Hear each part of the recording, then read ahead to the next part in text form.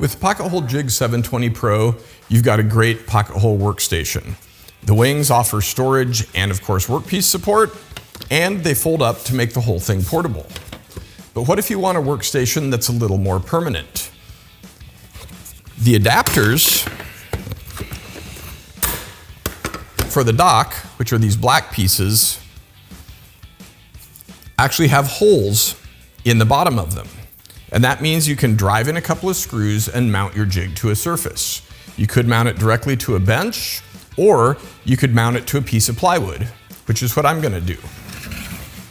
I've actually made my piece a little fancier than needed. It's just a 1 foot by 2 foot piece of 3/4 inch plywood, but I rounded the corners, eased the edges, and put a couple of handle holes in it. So I'm just gonna center the jig up on it,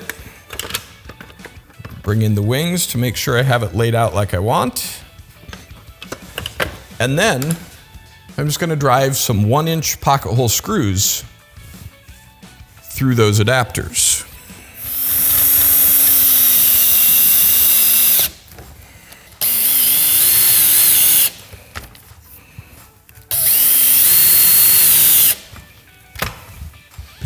Now with those in place, I can bring in the support wings.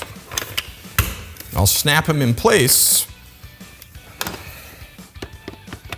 but since I built a workstation, I don't really need them to fold up. So to hold them in place, I've added some double-face tape or carpet tape, which is a really handy thing to have around for projects. And I'm just gonna use that to stick the wing down on each side. Now, when I'm not using the jig, it's really easy to pick it up, take it wherever I want to go, and even hang it on the wall if I want to. But I can still take the jig off the station if I want to use the jig without the supports. And to do that, I'm just gonna slide it back. There's keyhole slots in the adapters.